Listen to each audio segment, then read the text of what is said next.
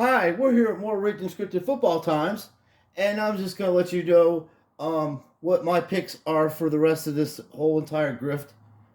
I am going to pick the San Francisco 49ers to beat the Bengals, the Cincinnati Bengals, in the Super Bowl, and I'll say the score will be San Francisco will have 28 points, and Cincinnati will have 17. The reason I say this is that on some of these picks I've picked before, I go by point spreads. Like I just don't pick the team. I also know it's rigged and scripted, so I go by the point spreads. Like Jacksonville was a 2.5 point underdog at home against the Chargers, and the Chargers are a better team, but they have a good coach in Jacksonville, and it's all rigged and scripted. So I take Jacksonville. And last year, before the final started, I told everybody Golden State was going to beat the Boston Celtics 4-2 because of how I seen all this purple. And I'm like, wow, this is a lot of purple people wearing. It's like a little saying there, the purple people eaters from back in the 70s. That's what they called the Minnesota Vikings defense because they were good. So the fact that I started looking into that, and then all this purple is tied into these old time physicians rituals and shit, and these physicians are known now. They found them in the Greek islands of babies that they sacrificed. They sacrificed babies. They're a pretty evil bunch of people, but I'm going to tell you, besides all this other bullshit that goes along with it, it's a script, folks. And to explain this to you is that I've coherently been watching football since 1974-75, okay? I was born in 71, so about 4 or 5 years. My whole family was involved in football. I have family members playing hockey, football, every kind of sport you can imagine, including myself. I played baseball, I played soccer, I played football, I even played volleyball. Dude, that's what we did when we're at that age. We all played sports. And a few years ago, I found out I started questioning a whole bunch of stuff. Like 2001, I started questioning what the fuck, dude. That I was gonna say Rod Woodson, Charlie Woodson made one of the greatest defensive plays in the history of a playoff game. Out of nowhere, Snow times everything, knocks his ball out of this man's hand. Raiders get the ball, they're going to the Super Bowl. That was that. It was that simple. But then I saw this bullshit, these wrestling, this tuck rule up from the fucking 1900s or whatever, when you had people like in the early 30s and 40s, you had people like what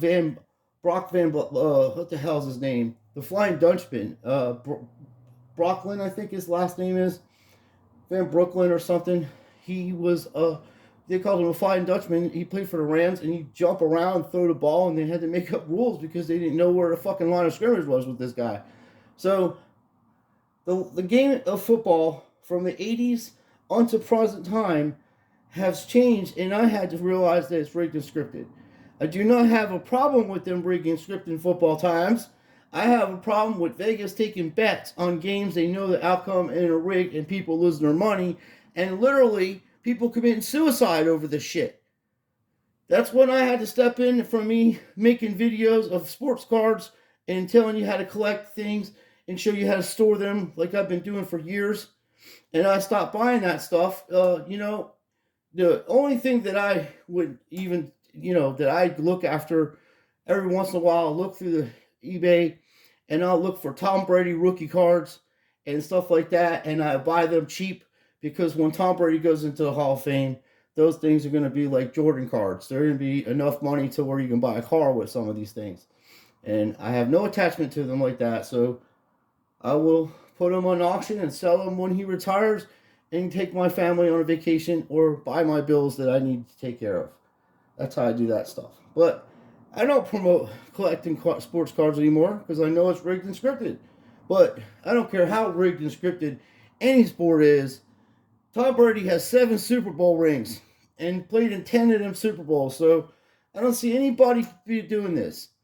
And I'm going to tell you this, and the reason I say the Cincinnati Bengals win this game, I'm sorry, I'm wrong. I mean, the reason I say the 49ers beat the Cincinnati Bengals in this game, I'm telling you, games ahead.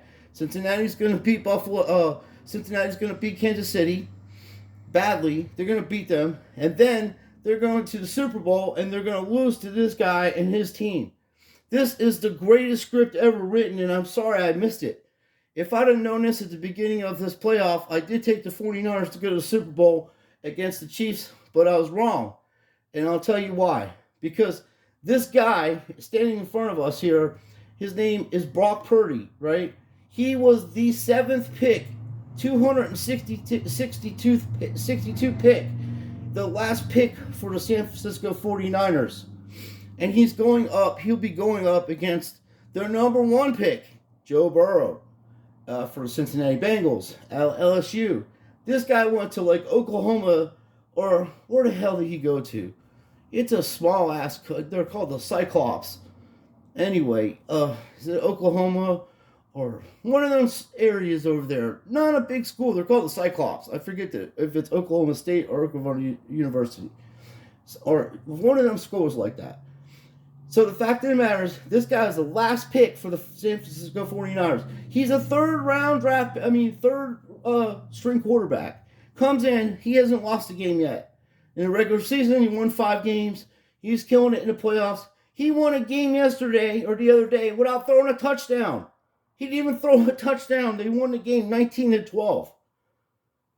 There goes my theory with Pat McAfee just being a punter and having no effect on winning or losing a game. But you have kickers literally that just put these dudes in the playoff, and he's getting all the credit for the win. They're comparing this fella to Tom Brady, because Tom Brady was already in the league for 1 year, okay? And they went and got themselves Drew Bledsoe, and this man, Drew Bledsoe, could throw a ball 80 yards down the field on his back foot. He couldn't move out of his own way. He was slow as molasses. You ain't get no rushing yards from Drew, but you are going to have a 6,000-yard passer a season. He will throw a ball down the field quickly. Brady comes in 2001, his second year. Everybody's like, who the hell's this guy? Oh, he came out of Michigan behind Drew Hansen that got drafted by the Cowboys and got drafted by the Yankees. He could play baseball and football, and then went into baseball and average player, not bad. This dude is like that, okay? Nobody knew who this guy was. I wasn't even paying attention to him. And for further notice, when I was talking about sports cards, if you have a box of 2020 Mosaic or 2022 Mosaic football, and it's a mega box, and they have autographs in them, don't open it up. Wait a few years. This guy's going to win a Super Bowl this year. Wait a few years, and that $50 box that you paid for will be around $5,000 for someone to try to get one of this guy's autographs. I'm going to call it right now because I know how these grifters work it out. I myself would rather buy a coin that's graded and autographed by the person who engraved it than go buy something like this, because it's all rigged and scripted, folks. And it's so rigged and scripted. I'm telling you why the Bengals are going to lose to the 49ers. This is the first time they played each other, folks. They played against each other in 1982, and they lost. The Bengals lost to the Niners. Joe Montana marched them down the field, and then they did it again in 1989, okay?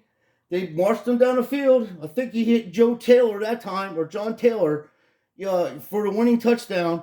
And in one of the Super Bowls that they played against, I think Jerry Rice had over 250 yards and receptions and won the MVP of that Super Bowl. I could be wrong. He had over 250 yards in one game against the Bengals. So I'm telling you, they're going to play again the third time, and now the whole grift will be the number 1 pick against the very last pick. And literally that's the case in this situation, because he was the 262th pick for the 49ers. So I keep a look at some of this stuff, because when I was doing sports cards, I keep an eye on players that are low-end guys. And, like this Bailey fella that played at Texas University or something like that, he had like 60 touchdowns playing in that game, for his career. I'm like, well, that fella's just got drafted by the New England Patriots. I'll spend $10 on one of his autographs, and it's now up to $75. But I ain't selling it. I'll just keep it because it's kind of cool. But that, I'm not telling you to buy or sell, but that's how I find out about what's going on with this shit. And then me being alive, since 1971. I remember the Super Bowls. Okay? I remember. Joe Montana was Joe Money. And dude, if you were down by a touchdown or 4 points or 3 points and he had 2 minutes left in the game, just go ahead and get your money. You won. He's coming back and winning the game. It's like the Jordan of football. Seriously. You know? But Jordan wasn't great until they got Pippen and Horace Grant. Just saying. He was always great. He just needed help. This guy's got plenty of help. He's got backfield. He's got Kittle as a tight end. Don't be surprised if Kittle wins the MVP of the Super Bowl for having 150 yards in reception and 2 touchdowns. Don't be surprised. I'm just saying. The Niners, for some reason, are meant to have Super Bowls. The Dallas Cowboys, I get this question all the time. I'm going to answer it the best I can. They're like, Sean, why in the hell would the Dallas Cowboys not be in a Super Bowl every year? They're the number 1 selling team in the world. The value of that team's in the billions of dollars. They're more expensive than the New York Yankees, but not by much, but they are. The Yankees are second. It doesn't matter what the Dallas Cowboy record is. I know lifelong friends that watch Cowboy football over anything. I mean, they sit there and watch the game, and I can't even have to tell them that it's rigged and scripted. I do after the game when they lose. It makes them feel a little better, but dude, they're gonna buy jerseys. They're gonna buy sports memorabilia. They're gonna buy autographs. They're gonna buy. Dallas Cowboy stuff. Same with New York Yankees. Everybody probably had one time in their life had a New York Yankee hat, baseball cap. I'm just saying. Same with Dallas Cowboys. They got jerseys everywhere. People are buying this stuff. Now they're pushing this guy's jersey.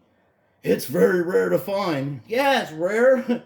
I'm surprised he's still on the fucking team. The 7th round pick, the last pick in the thing, and you got him as a 3rd string back. You know what I mean? 3 quarterbacks. He's lucky. Or is he? This stuff is so scripted. They plan this shit ahead of time. Mark my words and see. I'm going to tell you, and I'm going to end this video. I'm telling you right now, this is the new face that Tom Brady and Joe Burrow, this guy Purdy and Burrow are going to be playing each other a lot in the next 10 years. A lot. And unfortunately, it looks like Justin Herbert is going to end up like Dan Fouts with ridiculous amounts of yards and touchdown passes and no Super Bowls if he keeps playing for the Chargers. The Chargers just don't win in the Super Bowl.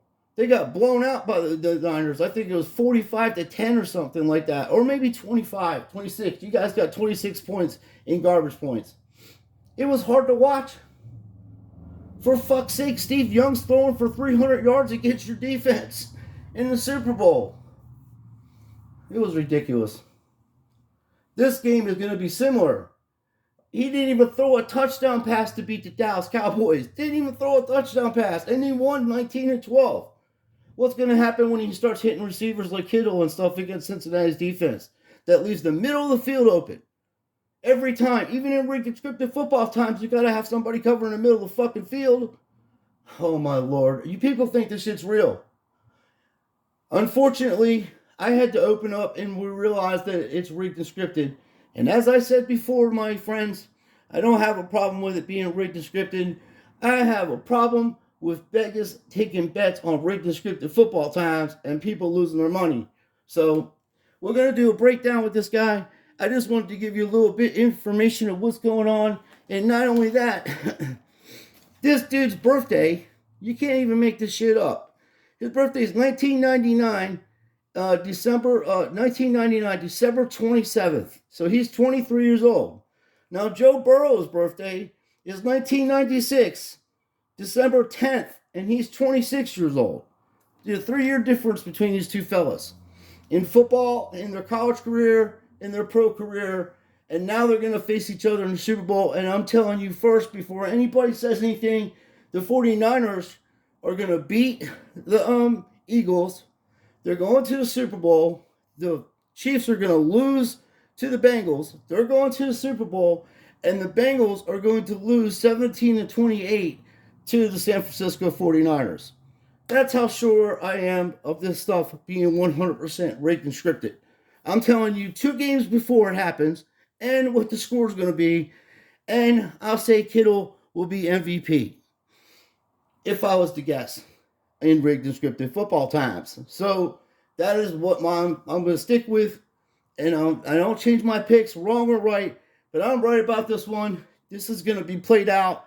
They're going to tell you it's the last pick against the number one pick and what kind of stories they had to get to that point in the Super Bowl. I can see it right now. If I was writing the script, I'd do the same thing.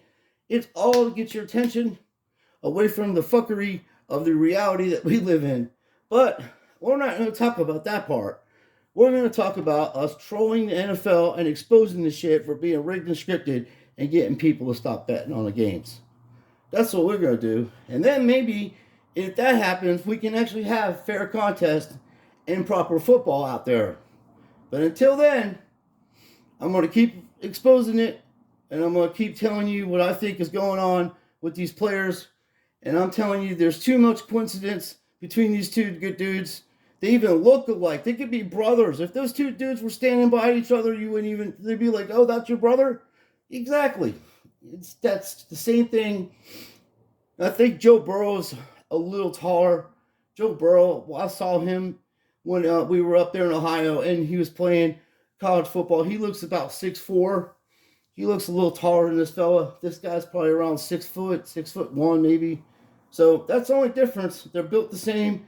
They have the same facial features and everything. You can think that they're brothers. So the rig is on. I'm going with the Niners over the Bengals in the Super Bowl. 2 games before they even play to see if they even get there. So we'll see what happens.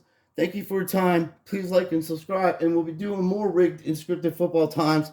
And I'll get into the video of him talking and stuff. But I want to do a layout of what's going on between these two. So when I do a video, I don't have to keep backtracking and telling you the relationships between the 1 pick and the 6th pick, or the 7th pick in this case, the last pick. And their birthdays, they're similar. They're both the same, almost the same astrological sign.